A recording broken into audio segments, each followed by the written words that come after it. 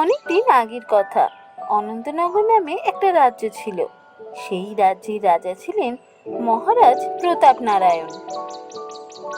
রাজা হিসেবে তিনি একজন প্রজাবৎসল রাজা হলেও তিনি ছিলেন ভীষণ রাগী রাজা। রাজার ছিল একটি মাত্র পুত্র, তার নাম আদিত্য নারায়ণ। মহারাজ সুশৃঙ্খল জীবনযাপন করতেই ভালোবাসতেন, তবে কেউ যদি সেই শৃঙ্খল ভঙ্গ করে তাকে তিনি উপযুক্ত শাস্তি দিতেন। মহারাজের চরিত্রের আর একটা দিক হলো তিনি ধুলো ময়লা একদম পছন্দ করতেন না। রাজবাড়ির কোনো কোনায় যদি সামান্যতম ধুলো জমে তাহলে তিনি চেঁচিয়ে রাজমহল মাথায় করতেন। এমনই একদিন মহারাজ যখন বাগানে ঘুরে বেড়াচ্ছেন, হঠাৎ তার চোখে পড়ল বাগানের বসার জায়গায় একটা মাকড়সায় জালি করেছে। একই, বাগানে বসার জায়গা কি পরিষ্কার হয় না? মাকড়সায় জালি তৈরি করলো কি করে?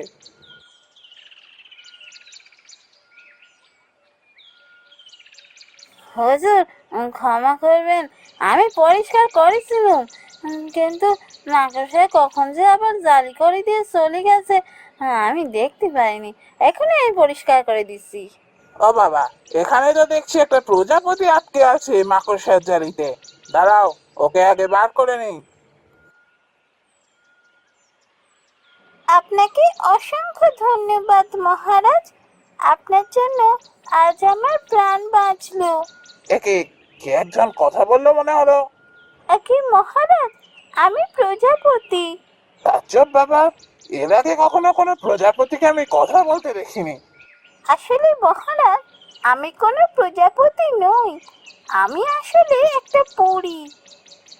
প্রজাপতি সেজে ঘুরে বেড়াচ্ছিলাম, কিন্তু আজ এই মাকড়সার জালিতে আটকে গিয়েছিলাম, তাই যেতে পারছিলাম না। আপনার জন্য আজ আমার প্রাণ বাঁচলো। আমি আপনাকে একটা উপহার দিতে চাই।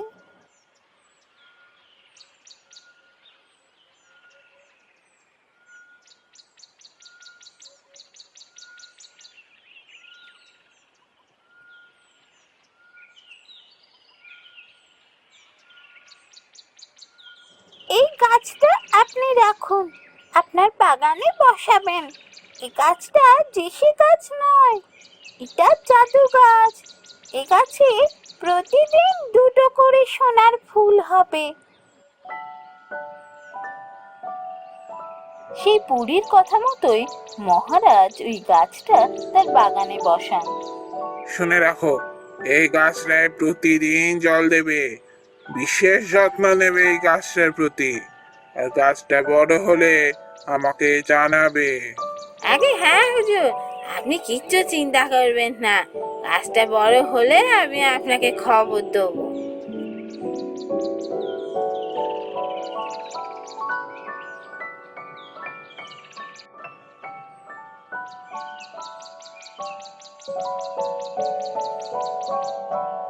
বুড়ির কথা মতোই প্রতিদিন সেই গাছে দুটো করে সোনার ফুল ফুটতে লাগলো।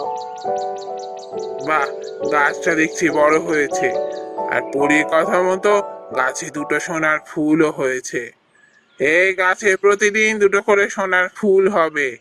প্রতিদিন সকালবেলা এই গাছের ফুল দুটো তুলে আমাকে দিয়ে আসবে। আগে হুজুর, আপনি যেমন বলবেন তেমনই করব। আমি প্রতিদিন সকালে গিয়ে ওই দুটো করে ফুল আপনাকে দিয়ে আসবো।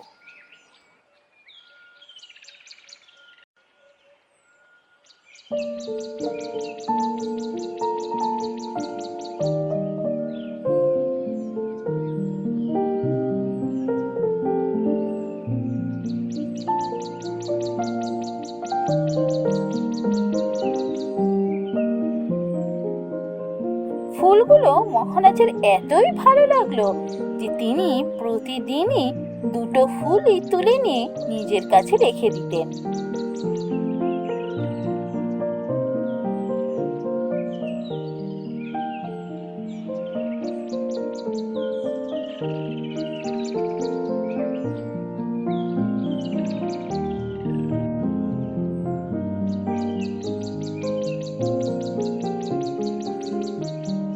একই, আজ একটা ফুল কেন? হুজুর, আজকে গাছে এই একটা ফুলই ছিল, আমি সেটাই নিয়েছি। কি ব্যাপার, পরীর কথা তো মিথ্যে হবে না, প্রতিদিনই তো দুটো করে ফোটে। তাহলে কি কেউ সেই সোনার ফুল চুরি করলো? এত বড় সাহস কার আছে রাজবাড়ির বাগান থেকে ফুল চুরি করে? ঠিক আছে, আজ রাতে আমি পাহারা বসাবো, দেখবো কে ফুল চুরি করে নিয়ে যাচ্ছে।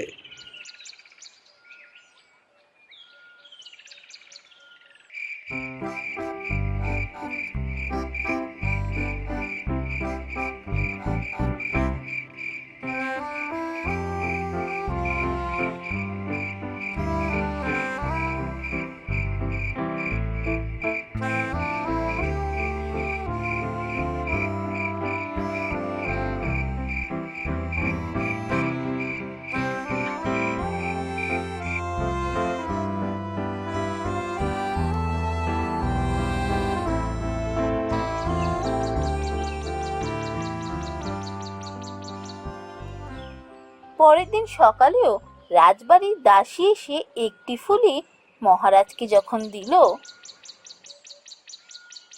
একই, আজও একখানা ফুল! প্রহরী, প্রহরী!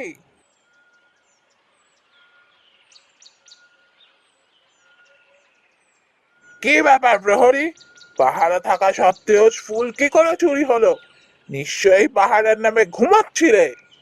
না মহারাজ, আমি একটুও ঘুমাইনি। আমি সারা রাত ওই গাছের ওপর চোখ দিয়ে বসেছিলাম। কেউ গাছের ধারে কাছেও আসেনি মহারাজ। না না, এদের কাউকে দিয়ে হবে না। আজ রাতে আমি পাহারায় থাকবো। আজ রাতে আমাকে পাহারায় থাকতে দিন, আমি ঠিক চোর ধরবো। ঠিক আছে রাজকুমার, আজ রাতে তাহলে তুমি পাহারায় থাকো। তবে চোরকে ধরা চাই, খুব সতর্ক থেকো।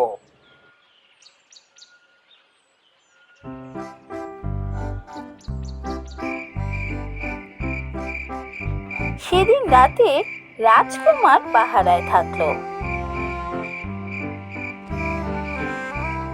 বেশ খানিকক্ষণ পাহারা দেওয়ার পর যখন প্রায় মধ্যরাত্রি, রাজকুমার হঠাৎ দেখতে পেল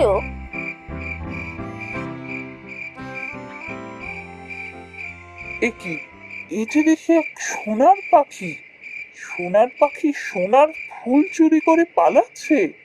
এই কে আছিস, আমার তীর ধনুকটা নিয়ে আয়, এক্ষুনি আমি এই পাখিকে শিকার করব। দাঁড়ান রাজকুমার, আপনি আমাকে মারবেন না। এ কি, পাখিকে তো কোনোদিনও কথা বলতে শুনিনি। পাখি কথা বলছে?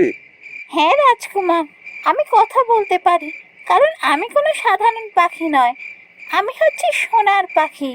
আমি এসেছি স্বর্ণপুর রাজ্য থেকে। স্বর্ণপুর রাজ্যের রাজকুমারীর প্রিয় পাখি আমি। সে কি, রাজকুমারীর প্রিয় পাখি হয়েও তুমি সোনার ফুল চুরি করতে এসেছো? আপনি দয়া করে আমার সম্পূর্ণ কথা শেষ করতে দিন রাজকুমার। ঠিক আছে, বলো তুমি কি বলতে চাও। স্বর্ণপুর রাজ্যের রাজকুমারীকে এক জাদুকর জাদু বলে চিরকালের মতো ঘুম পাড়িয়ে রেখেছে। সাধু বাবা বলেছেন, এই জাদু গাছের 3টে সোনার ফুল যদি রাজকুমারীর 2 হাতে এবং মাথায় ছোঁয়ানো যায়, তাহলে রাজকুমারীর ঘুম ভাঙবে। তাই আমি 3 দিনে 3টি ফুল নিয়ে যাচ্ছি।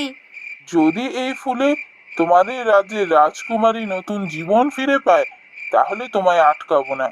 যাও, নিয়ে যাও এই ফুল। না রাজকুমার, শুধু ফুল নিয়ে গেলেই হবে না। সাধু বাবা বলেছিলেন, এই ফুল একজন সৎ রাজকুমারকেই রাজকুমারীর মাথায় ছোঁয়াতে হবে।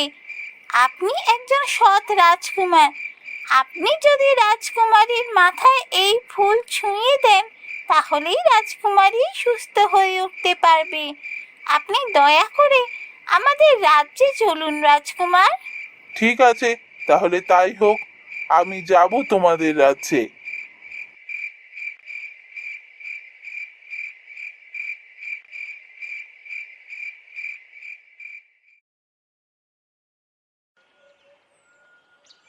সোনার পাখির সাথে রাজকুমার সেই সোনার ফুল নিয়ে পৌঁছলো স্বর্ণপুর রাজ্যে।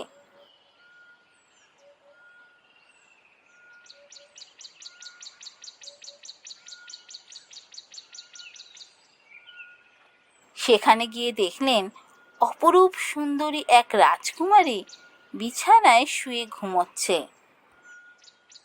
পাখির কথা মতোই রাজকুমার রাজকুমারীর দুই হাতে দুটি ফুল দিলেন, তারপর শেষ ফুলটি মাথায় ছুঁয়ে দিলেন। এই তো এই তো মা কনকলতা, আজকে তুই ওই শয়তান জাদুকরের জাদুর কবল থেকে মুক্তি পেয়েছিস। আজ যে কি আনন্দের দিন, সারা রাজ্যে আজ উৎসব পালন হবে। সত্যি রাজকুমারী যে কোনোদিনও আবার স্বাভাবিক জীবনে ফিরে আসতে পারবে এ আমরা স্বপ্নেও ভাবিনি। এরপর রাজকুমারীর সাথে রাজকুমারীর বিবাহ হয়ে যায় আর তারা সুখে শান্তিতে দিন কাটাতে থাকে।